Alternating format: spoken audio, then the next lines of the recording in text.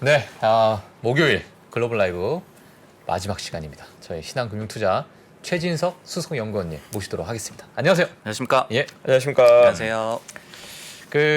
이건 뭐 개인적인 제가 이제 연구원님 카톡이 있습니다. 예, 그 번호를 주고받아서. 아, 네. 근데 그 프로필 사진 이렇게 보니까 패션에 대해서 좀 관심이 많으신 것 같아요. 패션에 대해서 관심이 많으시죠? 딱 꿰뚫어 봤죠 제가. 많죠, 예. 예. 그래서 제 사진을 보통 해놓지 않기 본인 때문에. 사진이 없고 네. 막 되게 멋있는 뭐 모델인 것 같아요. 모델들. 제가 볼 때. 예. 네. 그래서 제가 왜냐면 이제 맨날 오시는 게 항상 다른 옷으로 멋있게 입고 오셔가지고. 이게 지능적인 안티인 거 모르시죠? 그래요? 이렇게 얘기를 하셔서 예. 다른 분들이 욕하시도록 아닙니다. 저는 뭐. 예, 관심이 많고 예. 그 모델은 아니고 농구 선수인데 제가 농구 이제 선수? 농구를 또 좋아해가지고 농구 좋아하세요? 예, 어. 농구 잘하실 것 같아요. 패션에 일가견 있는 농구 선수들 그런 사진을 제가 많이 올립니다. 알겠습니다. 제가 농구를 잘 정말 몰랐죠. 사견이지만은 요즘 농구의 지금 압도적인 탑 티어는 누구예요? 지금 농구에서 가장 커리. 비싼 선수. 커리지. 지금도 커리예요? 지금도 커리 아니에요? 네, 이제 안 좋았다가 돌아왔죠. 작년 시즌에 우승을 커리 또 스펙. 했으니까. 예. 다시 돌아왔나요? 네네. 그 친구 누구죠? 그 수염 많은 친구. 르브론, 또 말고요. 그 누구지? 하든. 하든. 예. 그 친구는 잘하고 있나요? 그 친구는 뭐 팀을 옮겼는데 예. 좀 뭔가 그런 게 있었죠. 트러블이. 트러블이 있었어요? 왜냐면은 이렇게 스타들끼리 뭉쳤다가 사실 좀 잘 안 되고 뿔뿔이 좀 흩어지는 그런. 박사님 뭐 하든이랑 되게 친한가 봐요. 하든 걔는 잘하고 있으면 이렇게 말씀하시길래 저는 뭐 잘하고 있겠지 뭐. 네. 저보다 나이 어릴 것 같아요. 제가 미국 볼 때. 있을 때 같이 뭐 째꼭 몇 잔 하셨나 봐요. 그렇죠. 같이. 예, 뭐 한잔 했죠. 예, 많이 봤습니다. 다 똑같이 생겼어요. 사실 이렇게 하면. 하든? 예. 알겠습니다. 자, 오늘 또 저희 개장시장 뭐부터 좀 시작할까요? 네, 뭐 네. 시장 얘기를 해볼 텐데 이제 첫 번째로 얘기하고 싶은 거는 예. 지금 시장이 좀 가파르게 올랐잖아요. 반등을 많이 했는데 네. 좀 어떻게 보면은 좋은 것만 좀 보고 있다 이런 느낌이 들잖아요. 그런 가운데서 좀 저항선에 좀 부딪힌 그런 모습이 나오고 있기 때문에 지금 이게 단기 강세장으로 돌아왔다라는 시도도 있는 것 같고 그런 신호도 있는 것 같고 반면에 아직까지 조금은 경계를 해야 된다는 신호도 있는 것 같아서 그 두 부분을 좀 같이 살펴보고자 하고요. 그리고 이제 두 번째로 준비한 내용은 이제 13F 그 기관 투자자 공시가 뭐 한 일주일 정도 됐잖아요. 예. 근데 이제 뭐 그게 나오자마자 제가 만약에 나왔으면은 뭐 종목 얘기도 하고 그랬을 텐데 지금은 뭐 시차가 좀 됐기 때문에 그거를 하는 거는 뭐 많은 분들이 많이 얘기를 하셔서 의미는 좀 없을 것 같고 근데 이제 그 공시 내용 중에 또 그 개별 주식 포트폴리오를 확인하는 것도 재밌지만은 전체적인 기관 투자자들의 미국 주식 포트폴리오에서 섹터별로 비중이 어떻게 변했고 뭐 시총이 어떻게 변했고 또 포지션이 어떻게 변했고 이런 또 데이터가 있거든요. 그거를 좀 보면은 기관 투자자들이 지금 섹터별로 어떻게 좀 스탠스를 취하고 있는지를 또 힌트를 얻을 수 있어서 예. 그 부분을 또 좀 얘기를 해볼까 합니다. 알겠습니다. 뭐 일단 최근에 상당히 좋았던 7월, 8월도 뭐 괜찮았는데 이제 좀 저희가 조심해야 될 부분도 있고 아니면 앞으로도 또 저희가 좋게 볼 부분도 있는 그 부분부터 제가 한번 보도록 하겠습니다. 네, 지금 보면은 그 어닝 시즌도 막바지고 그리고 말씀을 드렸듯이 미국 증시가 이제 가파르게 좀 반등을 하다가 어떤 좀 저항에 부딪힌 것 같아요. 좀 고비에 좀 직면을 한 것 같아서 강세장 아니면 경계 신호 둘 다 좀 전해드리고자 하는데 일단은 지금 어닝 시즌을 좀 보면은 8월 5일까지 그 팩트셋에서 집계를 한 거를 좀 기준으로 보자면은 S&P 500 기업들의 87%가 지금 실적 발표를 했습니다. 근데 그 중에 75%가 EPS가 컨센서스를 상회하는 서프라이즈가 나왔고 그 EPS 증가율은 YY 기준으로 6.7% 정도 나왔어요. 근데 우리가 코로나19 팬데믹 이후에 이 서프라이즈 비율이 비정상적으로 좀 높았거든요. 왜냐면은 워낙 이제 기대치를 낮춰놓고 일단은 보기 때문에. 근데 이거를 이전 평균이 뭐 한 76% 정도이기 때문에 서프라이즈 비율은 뭐 과거와 비슷한 수준이다, 무난한 수준이다 이렇게 좀 볼 수가 있는데 중요한 거는 이제 어닝 시즌의 결과 그 자체보다도 시장의 좀 반응이었던 것 같아요. 비스포크 인베스트먼트라는 기관에서 좀 분석을 한 바에 따르면은 지난 2009년 이후에 최고의 어닝 시즌에 이 시장 랠리가 나왔다라고 좀 평가가 나오고 있거든요. 그래서 2분기 어닝 시즌 간에 지수가 약 한 10% 정도 올랐는데 통상적으로 어닝 시즌에 S&P 500 지수가 평균적으로 뭐 한 5% 정도 오른다라고 합니다. 그거를 감안을 하면은 이번에 두배 유독 올랐네요. 네, 어닝 시즌에 시장이 굉장히 많이 힘을 받았다. 이렇게 예. 저희가 알 수가 있겠고 그리고 이제 통상적으로 어닝 시즌에 시장이 이제 랠리를 좀 하게 되면은 이것이 미래의 이익 성장을 시장이 좀 미리 끌어다 썼다, 뭐 빌려왔다 이렇게 좀 표현을 많이 하는데 예. 이번에는 좀 달랐다는 얘기죠. 뭐냐면은 우리가 6월달에 얼마나 이제 공포감이 심했습니까? 예. 그리고 특히 이제 어닝 시즌을 앞두고도 인플레이션 문제도 있고 또 망했다. 긴축 공포도 있고, 네, 예. 뭐 강달러 그런 예. 그런 요소도 있고 그러다 보니까 진짜 이제 망했다라고 예. 좀 생각을 하면서 누가 봐도 네네네. 누가 봐도 2분기는 좋을 수가 없는 상황이에요. 봉쇄도 있었고 중국 봉쇄에 난리가 났으니까. 그래서 그런 것들 예. 때문에 6월달에 시장도 좀 박살이 그렇죠. 났었잖아요. 예. 그러다 보니까 이거는 미래의 이익 성장을 끌어다 쓴 게 아니라 그때 하락폭을, 그러니까 우리가 너무 많이 쫄았더라. 이런 하락폭을 좀 되돌리는 격이다. 이렇게 또 이번 어닝 시즌 랠리에 대해서 좀 해석이 나오고 있는 것 같습니다. 예. 그래서 그게 원래 보통은 5%가 올라야 됐었던 부분이 네. 한 10%까지 올랐던 그런 아주 핵심적인 요인이 그 부분이 있었겠네요. 네, 그리고 이제 예. 그거를 좀 견인을 했던 요소가 뭐냐면은 그림과 같이 좀 말씀을 드리자면은 예. 이번에 역대급으로 실적에 대해서 시장이 좀 관대하게 좀 바라본 것 같아요. 그래서 보시면은 8월 5일까지 집계를 한 바에 따르면은 이 EPS가 컨센서스를 상회한 경우에는 당연히 뭐 우리가 주가가 오를 걸로 예상을 하잖아요. 근데 예. 이번에 평균적으로 2.1%의 상승 반응이 나타났다라고 하는데 예. 이게 5년 평균이 0.8%보다도 더 많이 좀 환호하는 그런 반응이 나왔습니다. 근데 이제 중요한 것이 EPS에서 미스가 나오더라도 5년 평균적으로는 2.4% 주가가 하락 반응이 나왔는데 이번에는 보합권으로 막아줬어요. 0%. 그러니까 네, 예. 굉장히 관대하게 시장이 좀 바라봤다라는 그런 얘기가 되겠죠. 그러다 참, 보니까 예. 예, 그래서 죄송하지만 제가 저걸 딱 보는데 야 이만큼 빠졌으면 됐지. 그만하자 이제 진짜 그런 약간의 심리가 그렇죠. 예. 저기 있는 것 같습니다. 예. 그래서 이제 어떻게 보면은 역대급으로 좀 관대하게 실적을 바라보는 이번 2분기 어닝 시즌이었고 그래서 이번에 그 어닝 시즌의 랠리가 통상적인 수준보다도 더 크게 나왔다. 이렇게 좀 정리를 할 수가 있겠는데 네. 여기서 이제 시장 좀 지형 그리고 컬러와 관련한 첫 번째 좀 힌트 뭐 신호가 나오는데 단기 그래도 강세장이 유지가 될 것이다라는 신호예요. 여기에서 보면은 네. 무슨 얘기냐면은 통상적으로 이렇게 어닝 시즌에 5% 이상의 그러니까 통상 수준을 뛰어넘는 랠리가 나왔을 때 예. 어닝 시즌 종료하고 나서 분기 말까지, 그러니까 지금 같은 경우에는 뭐 9월 말까지가 되겠죠. 그럼 평균적으로 역사적으로 봤을 때 S&P 500 지수가 2.38% 상승을 했어요. 근데 기타 어닝 시즌, 그러니까 뭐 평균 수준의 어닝 시즌 결과와 시장의 랠리가 나왔을 때는 1.75% 상승을 했었기 때문에 결국은 우리가 뭐 바를 낮췄다라고 얘기를 하면서 착시 효과다. 그래서 뭐 서프라이즈 많이 나왔다. 이렇게 또 폄하를 할 수는 있겠지만은 예. 어쨌든 간에 이렇게 우호적인 어닝 시즌의 시장 반응이 나왔을 경우에는 최소한 단기적으로는 모멘텀이 지속되더라. 요런 게 이제 데이터로 좀 나와 있습니다. 예. 그럼 저 부분이 지금 앞으로는 방금 말씀하신 9월 말까지는 좀 네. 영향을 줄 수 있는 요인이 될 수도 있다. 맞아요. 예, 그래서 약간 단기 강세장으로 볼 수 있는 신호 중에 하나다. 이렇게 과거에 먼저 했던 역사에 말씀을 맞춰서. 좀 드리겠습니다. 알겠습니다. 일단 뭐 사실 저 컨센서스 하이 되는데 0% 나온 게 저는 좀 웃겼습니다. 왜 웃겼냐면 물론 이제 떨어진 친구들도 많이 있겠지만 예. 야, 이 정도 많이 모았다 아이가. 뭐 이렇게 나온 거 아니에요, 저게. 그렇죠. 예. 그러다 보니까 이제 시장에서도 굳이 좀 좋은 면을 찾으려고 그러니까요. 하는 그런 심리가 좀 많이 예. 작용했던 어닝 시즌이었던 것 같고 이 밖에도 이제 좀 더 시장이 그래도 갈 수 있다. 그리고 뭐 최소한 지금은 시장이 좀 안정화됐다라고 보여주는 두 번째 시그널이 예. 빅스 지수, 변동성 지수예요. 그래서 이 그래프를 역시 보시더라도 변동성 지수 빅스의 이제 추이인데 지난 8월 10일에 빅스 지수가 19.74를 기록을 해서 이 4월 이후에 처음으로 20을 하회를 했어요. 근데 꽤 오랫동안 20을 상회를 했었습니다.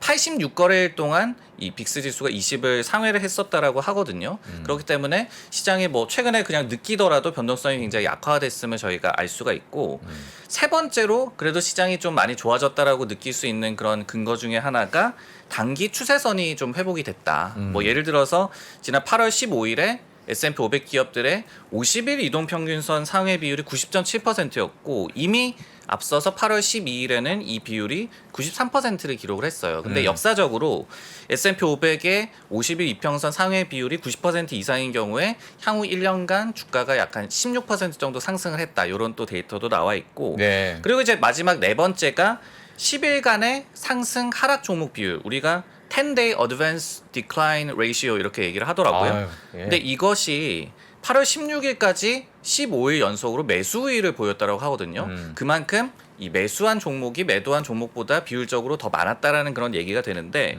이런 사례가 과거에도 18차례가 있었다고 합니다. 근데 어쨌든 간에 그 중에 7차례가 1년 후에 까놓고 보니까 상승이었고 평균적으로 뭐 한 11% 정도 상승을 했다. 요런 지금까지 말씀드린 지표들은 네. 단기 강세장이 그래도 조금은 이어질 수 있다라고 볼 수 있는 그런 뭐 신호다, 뭐 근거다 이렇게 좀 말씀을 드리겠습니다. 예. 아니 채파고님도 그 혹시 빅스 빅스 많이 보시나요? 매우 매우 중요하다고 저는 봅니다. 빅스가. 매우 매우. 그럼 지금 이제 거의 20을 하회한 빅스인데 4월 네. 이후로 이거 우리 어떻게 또 해야 됩니까? 사실 빅스가 신비 지표라고 많이들 표현하거든요. 예, 예. 그래서 빅스는 사실 사이클을 많이 가지고 과거의 평범한 시기엔 보통 한 3개월 정도 텀으로 봤을 때 3개월에 한 번 정도 변동성이 확대됐다가 또 가라앉았다가 있었는데 올해 상반기에는 거의 한 달 단위로 계속 쇼이 계속 왔었어요. 30, 35, 37. 그러니까 그게 평소에 보던 것보다는 굉장히 높은 변동성이었거든요. 근데 하반기 안정된 거가 저 개인적으로는 상반기 워낙 변동성이 확대됐던 시기라서 하반기는 상대로 좀 안정될 것 같다. 그걸 보는 게 20 언더로 가는 거다. 예. 네, 저는 빅스를 매매할 때 많이 봅니다. 상당히 많이 활용하는 편입니다. 예, 알겠습니다. 200일 이동 평균선 봅니까? 200일 평선 물론 중요한 추세선이지만 빅스를 전 더 많이 활용하는 빅스를 편입니다. 더 많이 활용한다. 네, 훨씬 더 많이. 알겠습니다. 네, 빅스를 많이 활용한답니다. 예. 그러니까 뭐 강세장에서도 사실 빅스를 볼 필요가 또 있잖아요. 음. 왜냐면은 지수는 계속해서 좀 올라가는데 빅스도 같이 올라가는 경우에는 이것이 뭐 특정 섹터로의 쏠림을 의미를 한다든가 아니면은 단기 또 조정을 의미한다든가 그런 의미에서 이제 빅스를 좀 많이 보는 것 같고 200일 이평선 이제 말씀을 해주셨는데 네. 근데 이제 반면에 아직 시장에 대해서 좀 너무 들뜨면 안 된다. 좀 워워 해야 된다라고 워워. 보는 그런 측면에서는 예. 200일 이평선을 최근에 돌파를 시도를 했습니다마는 예. 이것이 실패를 했거든요.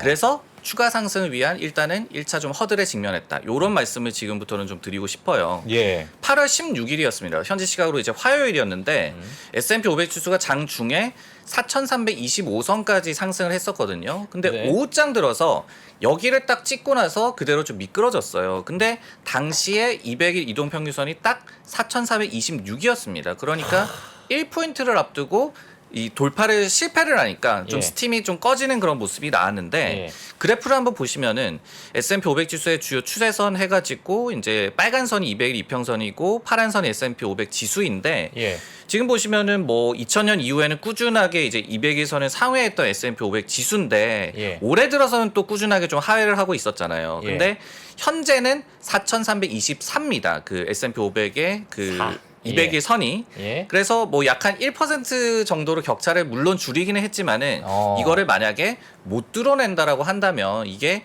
단기적인 그래도 조정을 또 불러일으킬 만한 빌미가 될 수 있다. 이런 또 지적이 나오고 있고 실제로 뭐 마켓워치에서 기사를 내기로도 어떤 기관에서 2000년 11월 달 그리고 2008년 5월 달에도 200일선 돌파를 시도를 하다가 실패를 했었고 그 이후에 조정이 있었다. 그래서 만약에 단기 조정이 있다라고 한다면은 뭐 한 4100선, 4150선 정도가 첫째 지지선이 될 수도 있다. 이렇게 또 전망을 하는 일부 기관도 좀 있는 상황입니다. 사실 그 시장의 심리는 오늘 너무 좋아. 예를 들면 뭐 다 실적도 너무 잘 나오고 했는데 마침 200일선이 다 거기 있었어요. 오늘 너무 좋아서 올라가다가 그러면 그걸 보고 사람들이 팝니까 그걸? 진짜 이거 기술적 지표라는 예, 건 예. 이게 심리 아니 심리. 보통 이렇게들 많이 표현하죠. 펀드멘탈은 본질이고 예. 기술적 지표란 건 그림자다.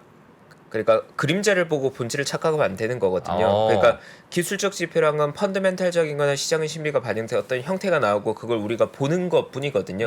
그러니까 그림자를 보고 본질을 판단하면 안 되잖아요. 그림자가 검다고 본질이 검다고 표현하면 안 되는 것처럼 그렇죠. 기술적 지표란 건 펀더멘탈한 모든 것들이 반영돼서 그런 형태가 나온 건데 그걸로 결정하면 안 된다고 안 된다. 보통 얘기하는 거고 예. 그래서 저 역시도 실전으로는 펀더멘탈 베이스의 의사결정을 하되 그게 맞는지를 기술적 지표로 확인하는 겁니다. 그러니까 기술적 지표로 판단하는 거와 기술적 지표를 통해서 나의 기존의 의사결정이 맞았는지를 확인하는 거 굉장히 다른 얘기거든요. 그러니까 본질이 헷갈리면 안 되는 거죠. 그래서 기술적 지표만으로 트레이딩하는 건 우리나라에 그런 분들 많았죠. 1980년도에 40년 전에 그런 분들 많았는데 지금 기술적 분석만으로 의사결정하는 분들은 예. 솔직히 많지 않죠. 아 그래요? 네. 이게 이런 말 하면 안 될 것 같은데 제가 오늘 목요일이니까 좀 조심스럽게 얘기하면 대한민국 최고의 기술적 분석가가 있었습니다. 대한민국 최고의 그 차티스트가 있었어요. 차티스트. 네. 야. 제가 예. 대우증권 입사해서 대우증권의 전설적인 차티스트가 있었고 대한민국이 누구나 그 사람이 대한민국의 차트로는 최고지라고 한 차티스트가 계셨습니다. 예. 근데 그분이 정말 송구하게도 네 나중에 그 본인의 포지션이 잃으셨죠. 네, 트렌드의 변화를 못 이겨내서 그러니까 대한민국 최고의 차티스트셨지만 현역일 때 자리에서 물러나셨어요. 물러났어요? 그러니까 그게 다 잃고 잃었다기보다는 그만큼 그 역할이 축소돼 버렸다는 거죠. 축소가 됐다. 네, 대한민국 최고의 차티스트죠. 그 자리를 보존하지 못해 나중에 자리에 내려오셨어요. 그때 후배로서는 굉장히 충격적이었습니다. 네. 그만큼 이제 기술적 분석의 트렌드 많이 줄었습니다. 많이. 옛날 얘기죠, 옛날 얘기. 그러니까요. 그러면 이제 그게 이제 차트와 아티스트를 붙인 거잖아요. 그렇죠, 차티스트. 예, 그럼 지금은 차티스트가 아니네요. 지금은 그때는 이제 아트의 경지로 갔지만 국내에서 지금은 아니잖아요. 사실 차티스트로 크게 성공했던 얘기는 저는 들어본 적은 없습니다. 그래요? 네, 저는 들어본 적은 없습니다. 예, 자 오늘 보신 분들 아마 재미있으실 것 같아요. 네. 좋은 얘기 많이 해주셔서 오늘. 네, 예. 알겠습니다. 예. 그래서 뭐 저도 그 말씀해 주신 것처럼 잘 이렇게 매수를 하고 있다가 200일평선 1포인트 나왔다. 이제는 더 이상 사지 말아야겠다. 이렇게 했다는 뜻은 아니겠지만 시장의 그런 심리가 펀더멘트를 또 반영을 하는 그런 지표고 서로 또 상호 연동이 되는 그런 성격이 있다 보니까 지금 같은 상황이 어떻게 본다면은 그런 200의 이평선을 좀 참고를 하면서 우리가 어떤 좀 7월달 그리고 8월달에 시장이 가파르게 좀 상승을 하고 반전을 하고 있는데 그 랠리의 근거 그러니까 기업 이익이 생각보다 나쁘지 않았다. 그리고 연준이 긴축을 생각보다 좀 빠르게 완화를 시킬 것이다. 이런 기대감이 좀 과도하지 않았느냐. 그렇기 때문에 시장이 너무 좀 급하게 오르지 않았느냐. 이거를 한번 좀 생각해 볼 만한 타이밍이 왔다. 이런 측면에서 그걸 좀 기준으로 말씀을 드렸습니다. 알겠습니다. 자 여기서 올라가줬으면 좋겠지만은 한번 또 지켜봐야 될 부분이 있네요. 또. 네, 다음은 또 어떤 이야기가 있을까요? 다음은 이제 13F 그 공시 얘기를 하려고 하는데 저희가 이제 뭐 다들 잘 알고 계시겠지만은 뭐 금융자산 1억 달러 이상의 기관 투자자들이 분기마다 이제 공시를 하는 거잖아요. 근데 이제 미국 주식만 이제 공시를 하기 때문에 우리가 좀 한계는 있죠. 왜냐면은 그들이 어떻게 뭐 파생 상품 등을 통해서 해칭을 했는지까지는 자세하게 모르니까. 그리고 또 하나는 시차가 있으니까. 요번에 이제 공개된 것도 6월 말 기준이잖아요. 그러니까 그 이후에 또 어떻게 변경됐는지 모른다라는 그런 한계가 있는데 그럼에도 불구하고 우리가 이제 참고를 하는 이유는 구루들의 알주식 트레이딩 뭐 그리고 투자 뭐 특히 워런 버핏이라든지 빌 에크머 이런 사람들은 진짜 알주식을 가지고 투자를 하는 사람들이기 때문에 그들의 포트폴리오 변화는 우리가 참고할 가치가 있는 것이고 뭐 레이 달리오의 포트폴리오도 뭐 볼만한 가치가 있는 것이고 그래서 이렇게 개별 종목을 보는 건데 그 외에도 사실 의미 있는 데이터가 있어요. 그래서 제가 좀 오늘 말씀드리고 싶은 것이 13F 공시를 제출한 전체 기관들의 섹터별 비중 변화라든지 아니면은 기관의 이 포트폴리오 내에서의 종목별 시총 변화 그리고 포지션 변화 이런 거를 또 참고를 한다면은 기관 투자자들이 지금 섹터에 대해서 어떻게 좀 보고 있느냐에 대해서 힌트를 좀 얻을 수 있을 것 같아요. 그래서 그림을 보면서 같이 좀 말씀을 드리자면은 이번 2분기 공시 건수가 5,991건이었습니다. 기관들이 제출한 공시 건수가. 근데 1분기 공시 때와 같았어요. 근데 이제 기관 포트폴리오 내에서 일단은 미국 주식의 시가총액이 29.8조 달러였어요. 근데 1분기에는 이게 38.6조 달러였거든요. 예. 그러다 보니까 역시 주가 조정에 시총이 좀 쪼그라드는 그런 영향을 받았다라고 보여지고 섹터별로 한번 보시면은 네. 뭐 예상을 하실 수도 있겠지만은 기관 포트폴리오 내에서의 미국 주식 섹터별 비중이 IT가 1.5%포인트 빠졌고 예. 경기 소비재가 0.9%포인트 빠졌고 커뮤 서비스도 역시 빠졌어요. 반면에 헬스케어나 ETF, 필수재 이런 이 경기 방어주가 좀 중점적으로 늘어나는 그런 모습이었고 네. 섹터별 좀 비중을 보시면은 여전히 IT가 가장 많기는 합니다. 근데 우리가 7월 말 기준으로 봤을 때 S&P 500 지수 내에서의 IT 업종의 비중이 한 28% 정도 되거든요. 여기는 뭐 ETF가 좀 끼어 있고 분류 기준이 좀 다르기 때문에 직접 비교는 힘들겠지만은 그래도 기관들이 지금 미국 주식에 한해서는 IT를 좀 언더웨이트 하고 있다. 이런 측면을 알 수가 있는 이런 데이터라고 좀 설명을 드리겠습니다. 예. 근데 요번에 이제 뭐 발표 다 보셔서 아시겠지만 뭐 워런 버핏이나 뭐 소로스 다 빅테크 종목들을 또 많이 샀던 네. 예, 그런 일단 그 부분이 있었는데 그거 어떻게 저희가 또 예, 봐야 될까요? 그래서 그 부분을 좀 말씀을 드리려고 해요. 예, 예. 이렇게 딱 보여드리면은 예. 바로 이렇게 생각을 하시거든요. 예. 그들은 빅테크를 많이 샀고 IT를 많이 샀던데 왜 그들은 예. 이렇게 기관의 미국 주식 포트폴리오 내에서의 IT 업종의 비중을 쪼그라들었느냐. 그러면 이게 실제로 기관들이 포지션을 줄여서 그런 것이냐 아니면은 단순히 주가가 떨어져서 시가총액이 줄어들어서 그런 것이냐. 근데 여기에서 일단은 IT 업종, 경기 소비재, 커뮤니케이션 서비스 업종 같은 경우에는 예. 후자라고 말씀을 좀 드리고 싶어요. 왜 왜 이렇게 제가 말씀을 드리자면은 예를 들어서 종목별로 시가총액이 그러니까 기관들의 포트폴리오 내에서 가장 크게 축소된 그 순위를 보면은 예. 1에서 5위가 모두 다 빅테크입니다. 1위가 아마존이었고 한 2,700억 달러, 그리고 애플이 한 2,600억 달러 정도 시총이 줄어들었고요. 예. 마이크로소프트가 3위, 엔비디아 4위, 테슬라 5위였습니다. 5개 중에 4개가 IT 업종이었는데 반면에 포지션이 가장 많이 줄어든 종목 20개를 제가 섹터별로 한번 비중을 나눠봤어요. 지금 그림에 나오고 있는데 예. 이거를 보면은 IT 종목의 수가 단 2개에 불과했습니다. HP랑 쇼피파이였거든요. 그러니까 실제로 기관들이 포지션을 많이 줄인 종목 가운데서는 IT의 비중이 지금 비중으로 보더라도 10%가 되지 않고 예. 하지만은 시가총액이 많이 줄어들었기 때문에 기관들의 포트폴리오 내에서 IT 업종이 굉장히 많이 줄어든 것으로 줄어들었다. 착시가 좀 착시 현상이 있다. 있다. 이렇게 좀 말씀을 드리겠고 예. 경기 소비재와 커뮤니케이션 서비스도 마찬가지였어요. 시총 감소한 그 종목들 10위권 내에서 버크셔 해서웨이 빼고는 아까 말씀드렸듯이 빅테크 아니면 테슬라 또 메타, 알파벳, 넷플릭스 이런 것들이었거든요. 예. 반면에 포지션을 축소한 그 상위 종목 내에서는 뭐 경기 소비재나 커뮤니케이션 서비스 업종의 비중이 그렇게 크지 않잖아요. 그러다 보니까 성장주의 포트폴리오 내에서 비중은 줄어들었지만은 이것은 포지션을 실제로 많이 줄인 것이 아니라 주가가 많이 떨어졌기 때문에 그러니까 주가가. 기관 투자자들이 딱히 지금 나쁘게 보고 있지는 않은 것 같다. 이렇게 좀 추정을 좀 할 수 있는 데이터라고 보여집니다. 네. 주가가 빠졌기 때문에 약간의 착시 현상이 생겼다. 이렇게 네, 보도록 네. 하겠습니다. 지금 사실 요번에 뭐 13F가 나오면서 많은 분들이 이제 뭐 애플을 좀 더 담았네, 뭐 아마존을 샀네, 뭐 이렇게 많이 있잖아요.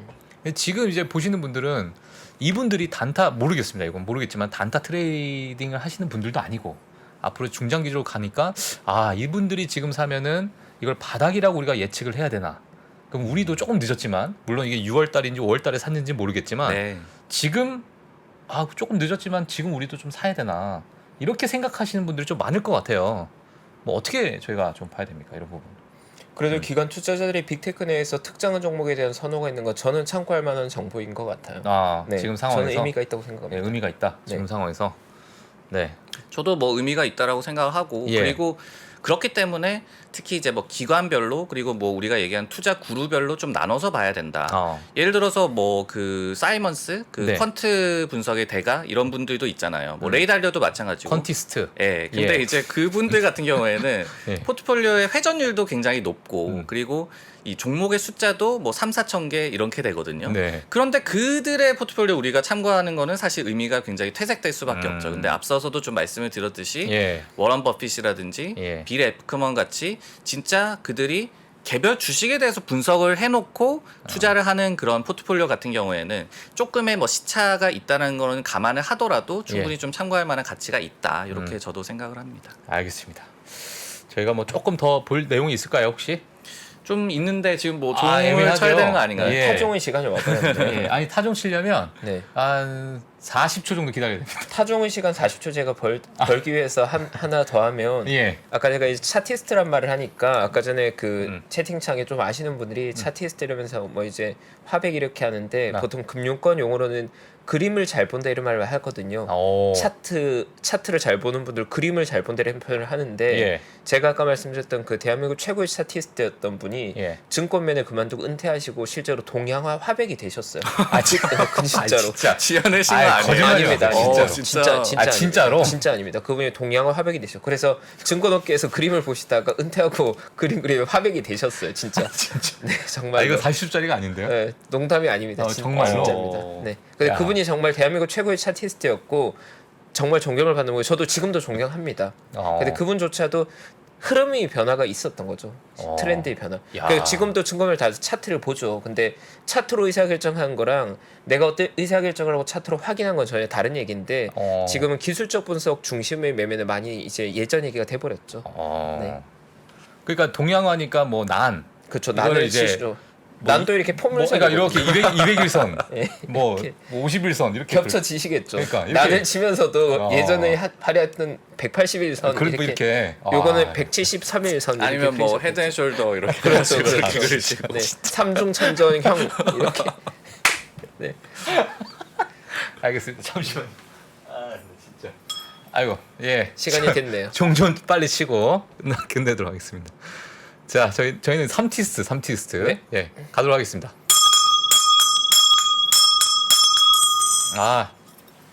자 시장을 한번 보도록 하겠습니다. 너무 웃겼습니다 정말. 네. 지금 S&P 500은 0.02% 그래도 상승하는 그런 모습을 좀 보여주고 있고요. 자 다우는 조금 빠졌습니다. 0.03%, 나스닥도 0.09%. 근데 거의 뭐 많이 빠진 느낌이거나 많이 올라가는 느낌은 아니기 때문에 약보합이 뭐 약보합이라 볼 수 있을 것 같고요. 화면 저희 공유해 주시죠. 네. 네. 뭐 연결이 안 된다요? 오늘 종을 정말 잘 쳤는데 쳤다고. 진짜 오늘 힘없이 쳤거든요. 네, 너무 종을 무서워가지고. 정말 잘 예. 쳤다고. 네, 그래서 지금 뭐 전체적으로 봤을 때는 크게 되지 않는 저희가 맵을 또 봐야 되기 때문에 네. 화면은 중요하죠.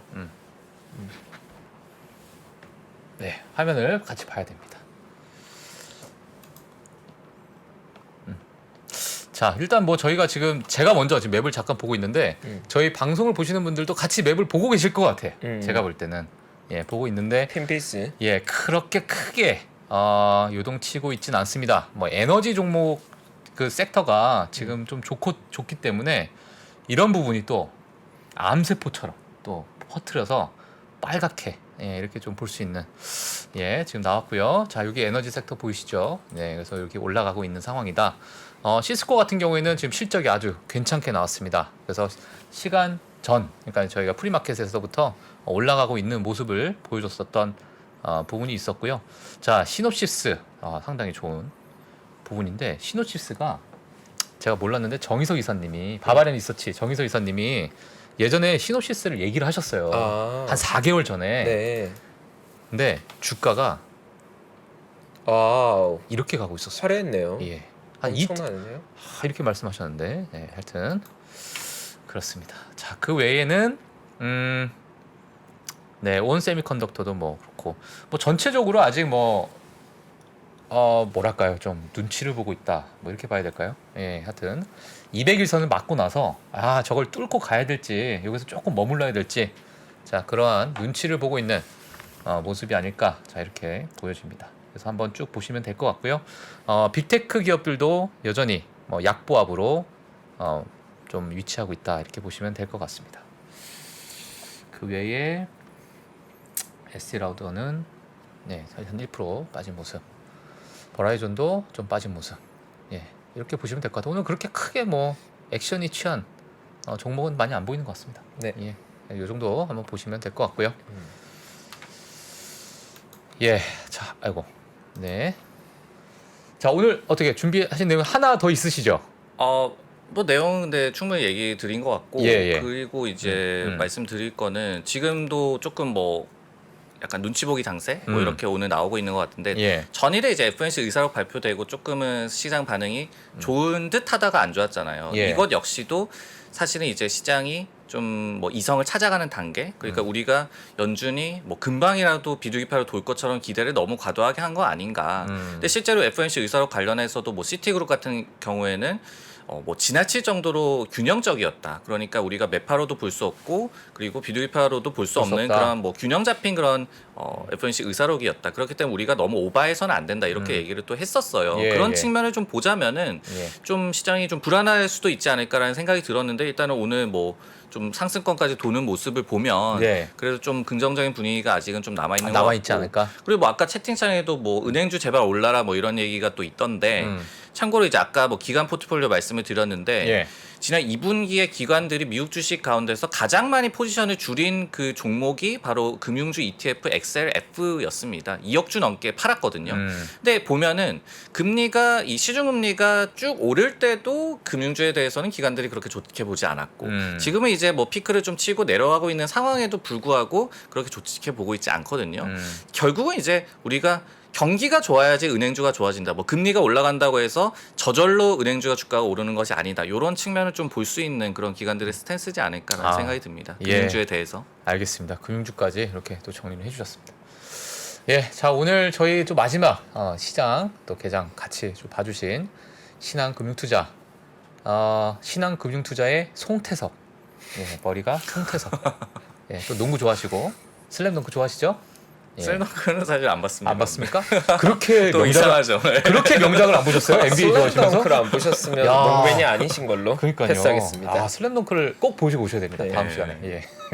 자, 신한금융투자의 최진석 수행연구원님 감사합니다. 다음 주에 뵙도록 하겠습니다. 네, 수고하셨습니다. 감사합니다, 위원님.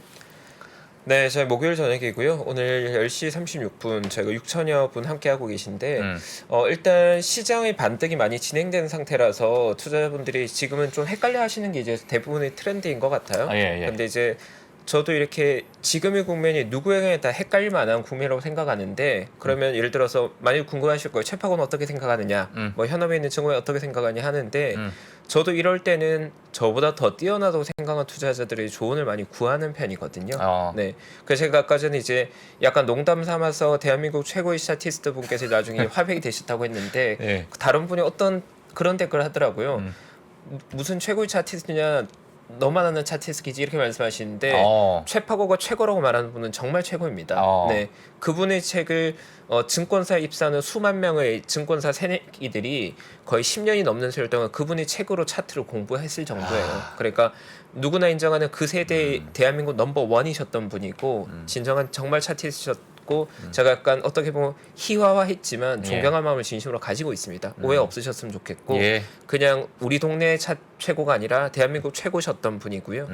약간 덧붙여서 요즘 이제 시장에 헷갈리다 보니까 저도 저보다 뛰어난 투자자들에게 조언을 많이 구합니다. 뭐 제가 정말 존경하는 투자자 세 분이 계시는데 한 분은 현역에서 매니저로 계신 분이고 또 한 분은 매니저로 한참 활동하셔서 지금 은퇴하신 분이고 또 다른 한 분은 개인 투자로서 500억 이상을 버신 분인데 세 분의 의견이 공통됩니다.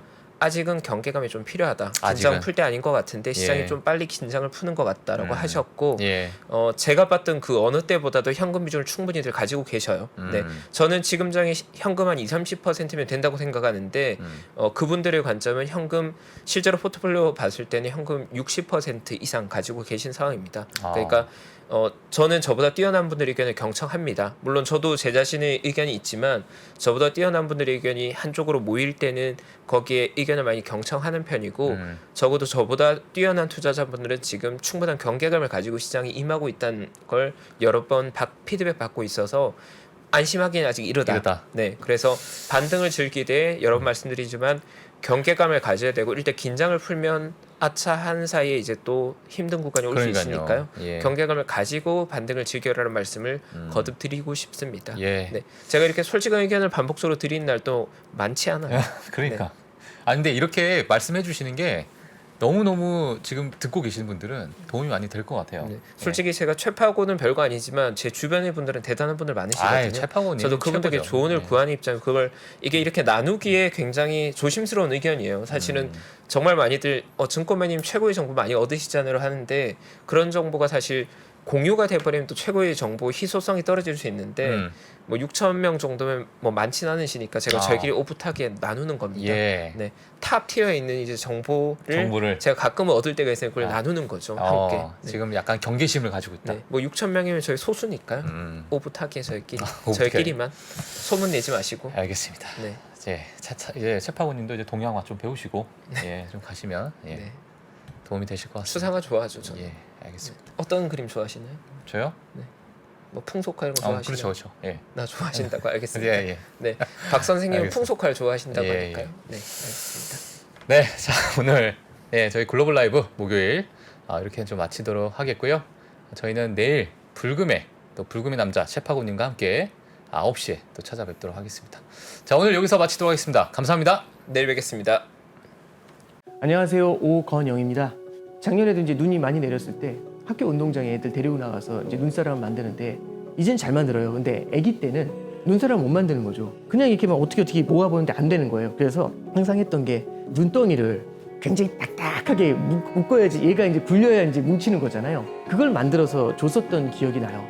3프로TV에서 오건영 부부장과 함께 경제에 단단한 기초를 쌓을 수 있는 알찬 커리큘럼을 준비했습니다. 이번에는 여러분께 필요한 파트만 골라서 분할 수강하실 수 있는데요. 8월 31일까지 얼리버드 특가로 진행되니까 합리적인 가격으로 만나보시죠.